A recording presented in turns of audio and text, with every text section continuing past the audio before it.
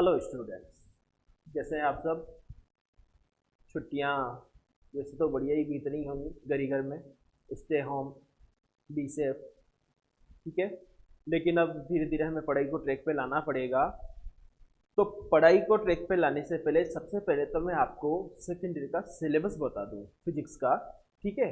कि सेकेंडरी में आपके कौन कौन से पेपर हैं और उनका वेटेज कितना कितना है, ठीक है।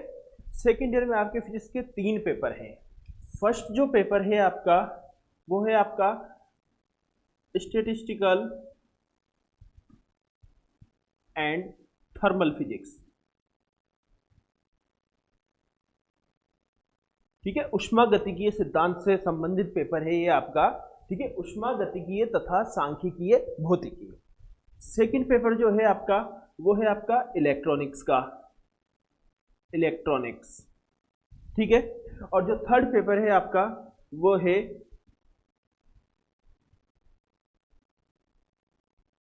Theory of relativity and mathematical physics,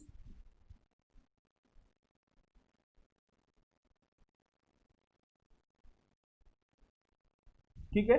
आपेक्षिकता का सिद्धांत तथा गणितीय भौतिकी, ये आपके सेकेंड ईयर के 3 पेपर हैं। तीनों का एग्जाम आपके 50-50 मार्क्स का होता है, ठीक है। आपके तीनों पेपर जो होंगे वो 50-50 मार्क्स के होंगे। पहला पेपर थोड़ा सा आपके सिलेबस के हिसाब से काफ़ी छोटा पेपर है, इसलिए जनरली हम इसको बिल्कुल लास्ट में लेते हैं। ये 2 पेपर आपके लेंदी हैं, जिसमें आपके मैथमेटिकल फिजिक्स वाला जो पेपर है ये बहुत ज़्यादा लेंदी है, इसलिए हम सबसे पहले इसी को स्टार्ट करते हैं, ठीक है। अब इसमें भी वैसे तो प्योर मैथमेटिक्स है आपके, और जब हम फिजिक्स में हैं तो आपकी इच्छा रहती है कि हमारी जो शुरुआत हो वो फिजिक्स से हो। तो इसकी जो सेकंड यूनिट है थ्योरी ऑफ रिलेटिविटी, आपेक्षिकता के सिद्धांत की, बड़ी इंटरेस्टिंग यूनिट है, बड़ी नॉलेज वाली यूनिट है। तो हम इसकी स्टार्टिंग इसकी सेकंड यूनिट से ही करेंगे। तो सबसे पहले हम पेपर स्टार्ट कर रहे हैं, आपका पेपर 3 मैथमेटिकल वाला, और इसकी स्टार्टिंग कर रहे हैं हम आपके यूनिट सेकंड से, ठीक है। तो ये रही आपकी यूनिट सेकंड। यूनिट सेकंड क्या है आपके? थ्योरी ऑफ रिलेटिविटी, आपेक्षिकता का सिद्धांत,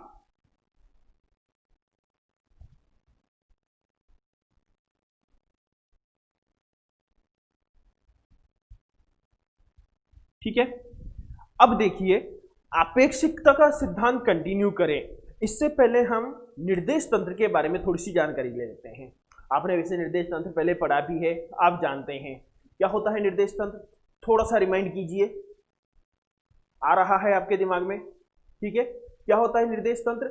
ऐसा निकाय जिसके सापेक्ष अध्ययन किया जाता है, जिसके सापेक्ष, ऐसा सिस्टम जिसके रिलेटिव, जिसके रिस्पेक्ट में हम किसी का स्टडी करते हैं, किसी की स्टडी करते हैं, किसी का अध्ययन करते हैं, वो क्या कहलाता है? आपके निर्देश तंत्र कहलाता है।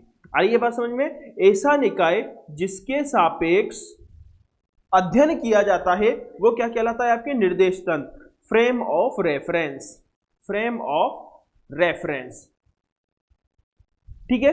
अब फिर रिमाइंड कीजिए, थोड़ा सा अपने माइंड पे स्ट्राइक ले लीजिए। फ्रेम ऑफ रेफरेंस कितने टाइप के होते हैं? 2 टाइप के होते हैं। कौन कौन से? एक तो आपका इनर्शियल फ्रेम, इनर्शियल का मतलब आपके जड़त्वीय, एक होता है आपके जड़त्वीय निर्देश तंत्र, इनर्शियल फ्रेम ऑफ रेफरेंस, और दूसरा क्या होता है आपके नॉन इनर्शियल। नॉन इनर्शियल मतलब अजड़त्वीय निर्देश तंत्र, ठीक है। ये आपके 2 निर्देश तंत्र होते हैं। फ्रेम ऑफ रेफरेंस क्या होता है? ऐसा सिस्टम जिसके रिस्पेक्ट में हम स्टडी करते हैं, जिसके रिस्पेक्ट में, ध्यान रखना, देखो मैं बार बार जिसके रिस्पेक्ट में वर्ड को, जिसके सापेक्ष क्यों रिपीट कर रहा हूं। आपको पता है जैसे एक ट्रेन चल रही है या एक कोई लड़का दौड़ रहा है, ठीक है। अब वो थोड़ी देर के बाद उसकी पोजीशन यहाँ से वहां चली गई, वो आपने किसी न किसी के रिस्पेक्ट में तो देखा होगा। जैसे यहाँ से उसने दौड़ना स्टार्ट किया तो आपने वहां ये रेफरेंस ले लिया, जैसे किसी पोल को ले लिया, खंबे को, कि इस पोल से इसने दौड़ना स्टार्ट किया, तभी तो आपको, तो जो आप उसकी स्टडी कर रहे हो किसके रिस्पेक्ट में कर रहे हो? उसके रिस्पेक्ट में, कि पहले वहां था, अब उसके रिस्पेक्ट में कहां आ गया है? यहां आ गया है। देखो फिजिक्स में एवरीथिंग इज रिलेटिव, और फिजिक्स में ही नहीं, in nature everything is relative. ठीक है।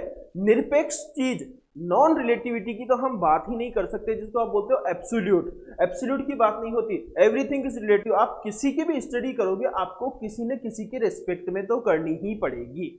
आइए बात समझ में, इसलिए बार बार रिलेटिव का। तो जिसके रिस्पेक्ट में हम स्टडी कर रहे होते हैं उसको हम बोलते हैं फ्रेम ऑफ रेफरेंस, निर्देश तंत्र। अब निर्देश तंत्र कितने टाइप के होते हैं? दो टाइप के, इनर्शियल, नॉन इनर्शियल, जड़त्वीय निर्देश तंत्र, अजड़त्वीय निर्देश तंत्र। अब दोनों में डिफरेंस क्या है? ठीक है, आप फिर रिमाइंड कीजिए, आपने ये पढ़ा हुआ है, हम फर्स्ट ईयर की स्टार्टिंग यहीं से करते हैं मैकेनिक्स की। दोनों में डिफरेंस क्या है? आप इसको जड़त्वीय निर्देश तंत्र को, इनर्शियल फ्रेम को डिफाइन कैसे करते हैं? ठीक है, देखो इसकी डेफिनेशन इसके नाम में ही छुपी हुई है। क्या है? जड़त्वीय, इनर्शियल। ये वर्ड कहां सुना हमने पहले? Law of inertia, Newton's first law. कहां सुना हमने? Law of inertia, Newton's first law. और न्यूटन्स फर्स्ट लॉ क्या कहता है कि यदि कोई पार्टिकल मोशन में है तो मोशन में ही रहेगा, लेकिन मोशन कैसी होगी? Uniform motion. यदि कोई पार्टिकल यूनिफॉर्म मोशन में है तो मोशन में ही रहेगा, या रेस्ट में है तो रेस्ट में ही रहेगा। कब तक? जब तक उस पर हम एक्सटर्नल फोर्स अप्लाई नहीं करें। ठीक है, तो देखो जड़त्वीय निर्देश तंत्र कैसा होगा? ऐसा निर्देश तंत्र, ऐसा फ्रेम ऑफ रेफरेंस जिसमें न्यूटन्स फर्स्ट लॉ का पालन होता है, न्यूटन्स फर्स्ट लॉ ओबे होता है, वो निर्देश तंत्र क्या कहलाता है? आपके जड़त्वीय निर्देश तंत्र। तो जड़त्वीय निर्देश तंत्र में क्या होगा आपका? Law of inertia,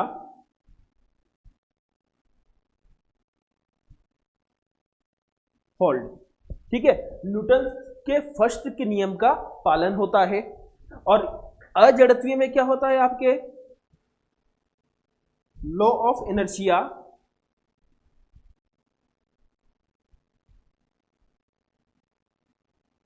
does not hold.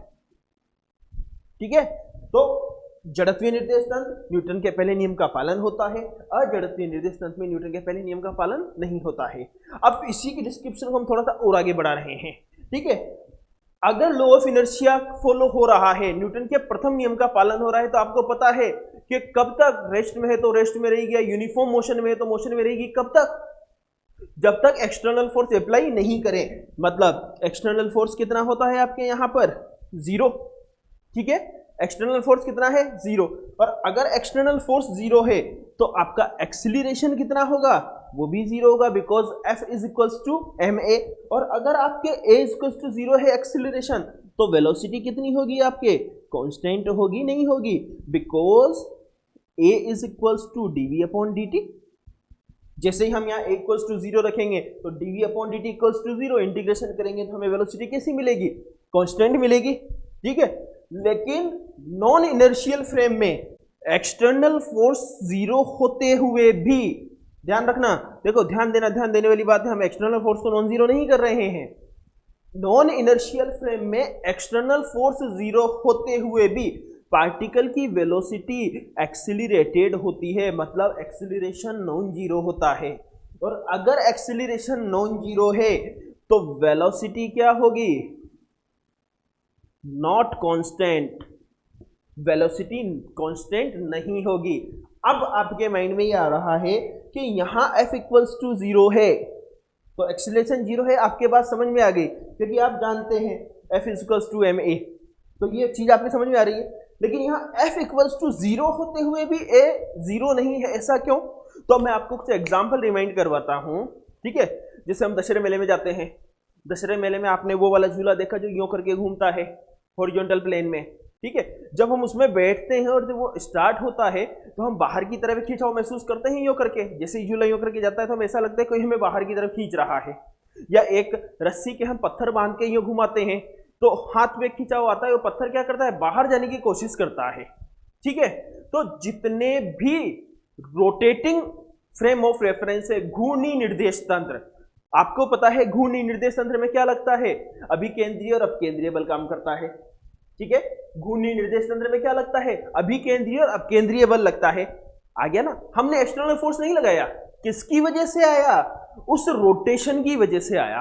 आ रही बात समझ में? किसकी वजह से आया? उस रोटेशन की वजह से आया। और जैसे ही हमने रोटेशन बंद किया ऑटोमेटिकली वो फोर्सेस कहां चले गए? 0 में चले गए। केवल कब तक अपियर हुए? जब तक रोटेशन हो रहा था वो एपीयर हो गए, और अगर फोर्स एपीयर हो गया तो एक्सीलरेशन नॉन जीरो होगा, because F equals to M A. लेकिन मोशन जैसे ही बंद हुई, रोटेटिंग मोशन, एक्सीलरेशन कहां चला गया, जीरो में। तो ये जो नॉन इनर्शियल फ्रेम होते हैं, इनमें क्या होता है कि हम एक्सटर्नल फोर्स अप्लाई नहीं करते, फिर भी कैसा लगता है, सिस्टम का एक्सीलरेशन क्या होता है, नॉन जीरो होता है, मतलब सिस्टम एक्सीलरेटेड होता है, त्वरित होता है। ऐसे फ्रेम ऑफ रेफरेंस क्या कहलाते हैं, आपके non inertial frame of reference कहलाते हैं।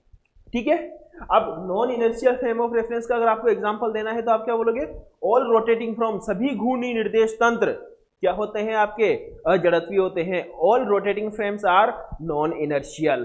ठीक है, अब देखो ये वाला जो क्वेश्चन है ना, ये आपके एग्जाम में आया हुआ भी है। क्वेश्चन की लैंग्वेज क्या पूछी जाती है, सिद्ध कीजिए कि जड़त्वीय निर्देश तंत्र में कण का वेग नियत होता है। क्वेश्चन पे ध्यान देना दोबारा, कि सिद्ध कीजिए कि जड़त्वीय निर्देश तंत्र में कण का वेग कैसा होता है, आपके नियत होता है। ठीक है, prove that in inertial frames the velocity of particle is constant. तो हम इसी की बात करते हैं।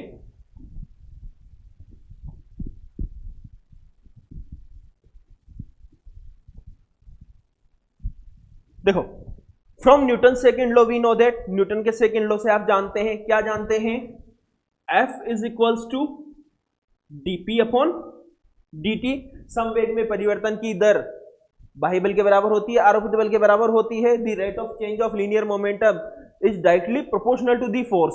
फिर जैसे आप प्रोपोर्शनलिटी हटाते हो एक कांस्टेंट लगता है, और कांस्टेंट की वैल्यू क्या आती है, आपके 1 आती है। तो ये आपका न्यूटन सेकेंड लॉ। और हम जानते हैं इन इनर्शियल फ्रेम्स, जड़त्वीय निर्देश तंत्रों में क्या होता है, जड़त्वीय निर्देश तंत्रों में F equals to zero. External force कितना होता है आपके पास, जीरो होता है। हम ये वैल्यू यहां पुट कर दें तो क्या मिलेगा आपको, dp upon dt is equals to zero. ठीक है, और इसको अगर इंटीग्रेट कर दें, इसका समाकलन कर दें इंटीग्रेटिंग, तो क्या मिलेगा आपको यहां से, p is equals to constant. ठीक है, ये बात समझ में आई। अब अगर P कांस्टेंट है तो because P is equals to mv, तो यहां से क्या मिलेगा आपको, mv is equals to constant. m mass आपका ऑलरेडी कांस्टेंट होता है, बटा में जाएगा तो कांस्टेंट अपॉन कांस्टेंट क्या मिलेगा आपको, कांस्टेंट। तो आपको वैल्यू क्या मिल रही है, v is equals to constant. ये हो गया आपका प्रूव, हैंस प्रूव। आई बात समझ में। क्वेश्चन क्या था हमारा, मैं आपको फिर रिपीट कर रहा हूं कि prove that in inertial frames the velocity of particle is constant. जड़त्वीय निर्देश तंत्र में कण का वेग नियत होता है। हमने स्टार्टिंग कहां से की, from Newton second law we know that. Newton के द्वितीय नियम से आप जानते हैं F equals to dp upon dt। In inertial frames क्या होता है, F इक्वल्स टू जीरो। हमने F equals to zero put किया तो dp upon dt equals to zero. Integrate करेंगे तो P equals to constant, because P equals to mv, तो mv रखिए आपको V इक्वल्स टू क्या मिल गया, कांस्टेंट। ठीक है, तो ये आपका क्वेश्चन एग्जाम में आया हुआ है, पहले यूनिवर्सिटी एग्जाम में पूछा हुआ है कई बार, तो आप ध्यान रखें। ठीक है, देखो आपको थोड़ा सा पढ़ते टाइम आगे पीछे की चीजें रिलेट करने की आदत डालनी होगी, थोड़ा सा अपने माइंड को क्या प्रेजेंट रखना पड़ेगा, क्योंकि फिजिक्स की बड़ी विडंबना यही है, आपको थोड़ा सा टफ यही लगता है कि कहाँ का रिजल्ट कहाँ काम आ जाता है। डरने की कोई जरूरत नहीं है, धीरे धीरे ये चीज आदत में आ जाएगी। ठीक है, अब हम ये जनरल जानकारी जरूरी थी आपके लिए इस यूनिट से पहले, इसलिए मैंने दी। अब हम आपके यूनिट पे आ जाते हैं, थ्योरी ऑफ रिलेटिविटी। ठीक है, थ्योरी ऑफ रिलेटिविटी, आपेक्षिकता का सिद्धांत।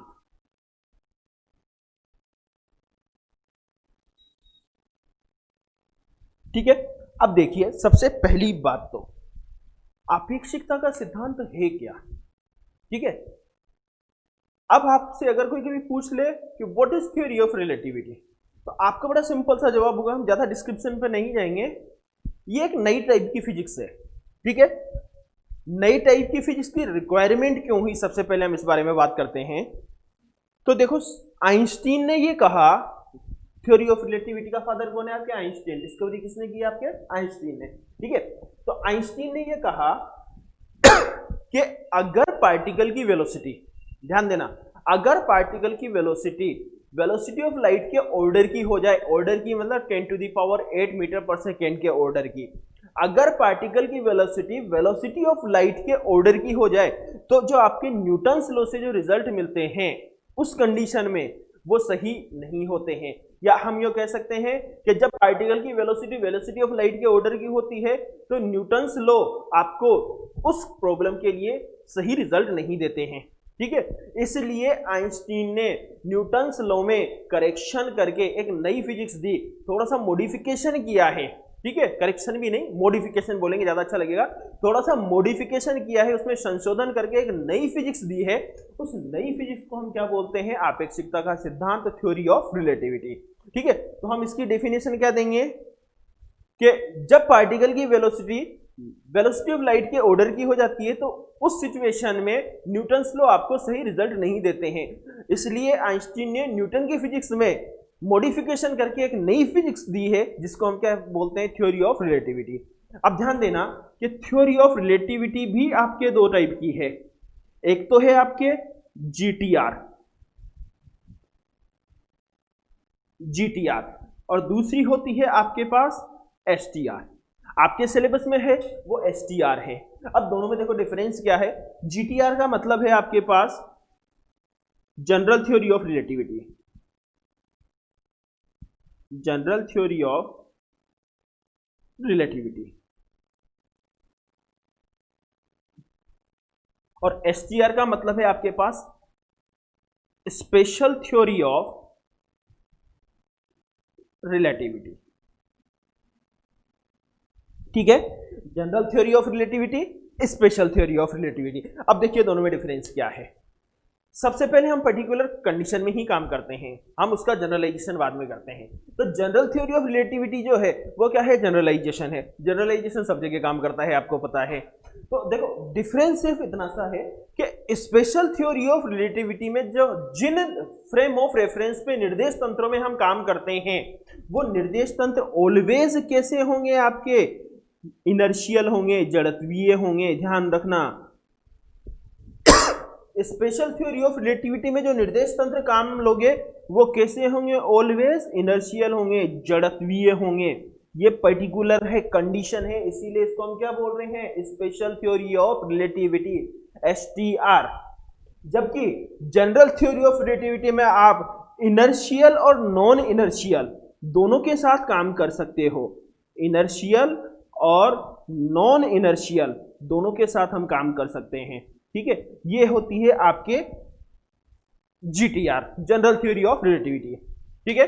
अब जब नॉन इनर्शियल की बात आ जाएगी, फ्रेम ऑफ रेफरेंस की, अजड़त्वीय की, तो हमें पता है वहां पे क्या होगा, आभासी बल उत्पन्न होंगे।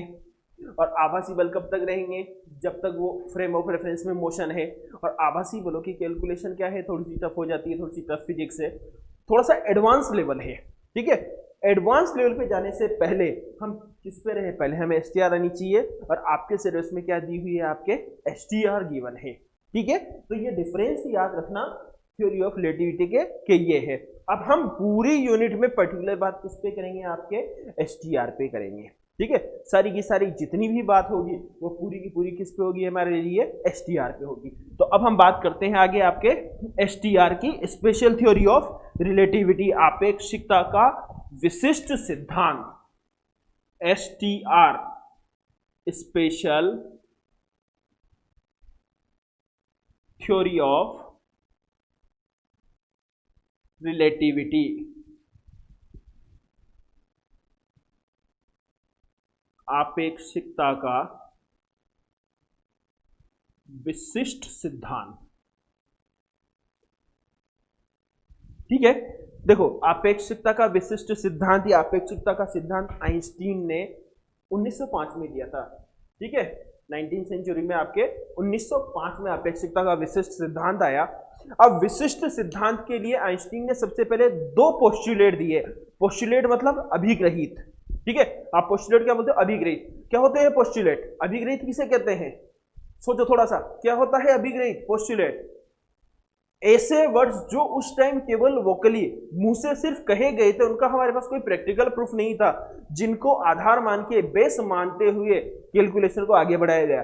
प्रूफ उनका बाद में हुआ है, ठीक है, लेकिन हमने उनको पोस्टुलेट इसलिए कहा है कि जिस टाइम वो काम में लिए गए उस टाइम पे उनका कोई प्रैक्टिकल प्रूफ नहीं था। तो जो आपके एसटीआर के जो बेसिकली दो पोस्टुलेट्स हैं आपके पास,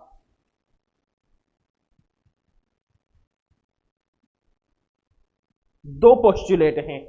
फर्स्ट पोस्टुलेट क्या कहता है आपका, ध्यान देना कि सभी इनर्शियल फ्रेम ऑफ रेफरेंसेस में, सभी जड़त्वीय निर्देश तंत्रों में न्यूटन के सभी नियम एक जैसे काम करते हैं। ध्यान देना कि सभी इनर्शियल फ्रेम ऑफ रेफरेंस में न्यूटन के जो नियम है वो एक तरीके से ही काम करते हैं। ऐसा नहीं है कि एक जड़त्वीय निर्देश तंत्र में न्यूटन का नियम अलग तरीके से काम करेगा और दूसरे में अलग तरीके से काम करेगा, ठीक है। यह है आपका फर्स्ट पोस्टुलेट, जिसको हम क्या बोलते हैं, तुल्यता का सिद्धांत, प्रिंसिपल ऑफ इक्विवेलेंस। क्या कहा जाता है आपके, तुल्यता का सिद्धांत, प्रिंसिपल ऑफ इक्विवेलेंस, ठीक है, कि सभी जड़त्वीय निर्देश तंत्रों में न्यूटन के जो नियम है एक ही तरीके से काम करते हैं। ये कहलाता है आपके तुल्यता का सिद्धांत। और सेकंड जो पोस्टुलेट है वो क्या कहता है कि जो वेलोसिटी ऑफ लाइट है, प्रकाश की चाल है, जिसको आप कई बार प्रकाश का वेग भी बोल देते हो, ठीक है, जो प्रकाश की चाल है वो सार्वत्रिक स्थिरांक है, या स्थिरांक यूज ही मत करो, वो क्या है, सर्वत्र नियत है, ठीक है, कांस्टेंट है, और उसकी जो वैल्यू है उसका मान डायरेक्शन पे डिपेंड नहीं करता, ठीक है। जो वेलोसिटी ऑफ लाइट है वो ऑल क्या है, 3 × 10⁸ मीटर पर second is equals to constant. हर जगह कैसी है, कांस्टेंट है, and it does not depend on direction, ये आपके दिशा पर निर्भर नहीं करती है। यह है आपके आपेक्षिकता का दूसरा अभिग्रहित, सेकंड पोस्टुलेट। इसे बोलते हो आप समकालीनता का सिद्धांत, समकालीनता का सिद्धांत, ठीक है। ये दो पोस्टुलेट हैं आपके, समकालीनता का सिद्धांत, प्रिंसिपल ऑफ होमोजेनिटी, ठीक है। ये दो पोस्टुलेट हैं, इन दोनों पोस्टुलेट को आधार मानकर ही आपके एसटीआर बनाया गया है पूरा का पूरा, ठीक है। अब हमने क्या कहा अभी कि एसटीआर हो या जीटीआर हो, काम किस में होगा, फ्रेम ऑफ रेफरेंस में होगा, निर्देश तंत्र में होगा। और जब निर्देश तंत्र में काम होगा तो हम तो एसटीआर पढ़ रहे हैं, निर्देश तंत्र कैसे होंगे, इनर्शियल। अब अगर हम एक से ज्यादा काम ले रहे हैं, दो इनर्शियल फ्रेम ऑफ रेफरेंस काम ले रहे हैं, दो जड़त्वीय निर्देश तंत्र काम ले रहे हैं, तो दोनों में पार्टिकल के कोऑर्डिनेट अलग अलग होंगे, निर्देशांक, ठीक है। और अगर कोऑर्डिनेट अलग अलग हैं तो हमें क्या करना पड़ेगा कि दोनों के कोऑर्डिनेट के बीच में एक रिलेशन बनाना पड़ेगा, जिसको आप बोलते हैं रूपांतरण समीकरण, ट्रांसफॉर्मेशन इक्वेशंस। फर्स्ट ईयर में किया था ना गैलीलियन ट्रांसफॉर्मेशन में, गैलीलियन रूपांतरण, दो निर्देश, गैलीलियन रूपांतरण क्या था, दो जड़त्वीय निर्देश तंत्रों के निर्देशांकों के मध्य संबंध, transformation between the coordinates of two inertial frame of references is known as Galilean transformation, ठीक है। तो वही हमें यहां भी करना पड़ेगा, और उसके लिए यहां दिया हुआ है आपके लोरेंज रूपांतरण, लोरेंज ट्रांसफॉर्मेशन। और लोरेंज ट्रांसफॉर्मेशन भी क्या है, दो जड़त्वीय निर्देश तंत्रों के निर्देशांकों के मध्य संबंध है, दोनों इनर्शियल फ्रेम। तो एक क्वेश्चन थोड़ा सा आपके माइंड में जनरेट हो रहा होगा, आपको परेशान कर रहा होगा कि भाई हमने जब वहां गैलीलियन पढ़ा, वहां भी दो जड़त्वीय निर्देश तंत्रों के निर्देशांकों के मध्य संबंध था, ट्रांसफॉर्मेशन इक्वेशन जो निकाली किसमें निकाली आपने, दो इनर्शियल फ्रेम ऑफ रेफरेंसेस में। यहां लोरेंज पढ़ेंगे, यहां भी हम वही काम कर रहे हैं, हम उन्हीं को उठा के काम क्यों नहीं ले लेते भाई, ठीक है, कि हम उन्हीं को काम क्यों नहीं ले रहे हैं। जब हम पूरा का पूरा गैलीलियन पढ़ के आए हैं तो हमें इस लोरेंज की रिक्वायरमेंट क्या हुई। तो देखो गैलीलियन जो काम करता था वहां हम थ्योरी ऑफ रिलेटिविटी में बात नहीं करते थे, वहां जनरल बात होती थी। और थ्योरी ऑफ रिलेटिविटी में क्या कहा कि पार्टिकल की वेलोसिटी किसके ऑर्डर की हो जाए, वेलोसिटी ऑफ लाइट के ऑर्डर की। जैसे ही वो कंडीशन अचीव होती है, आपका गैलीलियन ट्रांसफॉर्मेशन भी सही रिजल्ट नहीं देता है, गैलीलियन ट्रांसफॉर्मेशन केवल तब तक ही रिजल्ट देता है जब v is very very less than c। Galilean transformation कहां तक रिजल्ट देगा? When v is very very less than c। लेकिन जब v इसके ऑर्डर का हो जाता है तो गैलीलियन ट्रांसफॉर्मेशन फेल हो जाता है, तब हमें दोबारा लोरेंज ट्रांसफॉर्मेशन की रिक्वायरमेंट हुई है। तो नेक्स्ट लेक्चर में मैं आपको लोरेंज ट्रांसफॉर्मेशन बताऊंगा, ठीक है। लोरेंज ट्रांसफॉर्मेशन से पहले तो हम ये देखेंगे कि गैलीलियन ट्रांसफॉर्मेशन कैसे फेल हुआ है, क्योंकि वो फेल हुआ तभी तो हमें लोरेंज की रिक्वायरमेंट पड़ी। फिर हमने गैलीलियन ट्रांसफॉर्मेशन में क्या मॉडिफिकेशन किया है, और मॉडिफिकेशन के बाद क्या जो ट्रांसफॉर्मेशन आया है क्या वो एग्जैक्टली फॉलो हो रहा है, इसके बारे में हम नेक्स्ट लेक्चर में बात करेंगे, ठीक है। जब तक आप इसको रिवाइज करते रहें, इसमें से अगर आपको कोई प्रॉब्लम हो तो आप क्वेरी पोस्ट कर सकते हैं एप्लीकेशन पे, ठीक है। Thank you so much.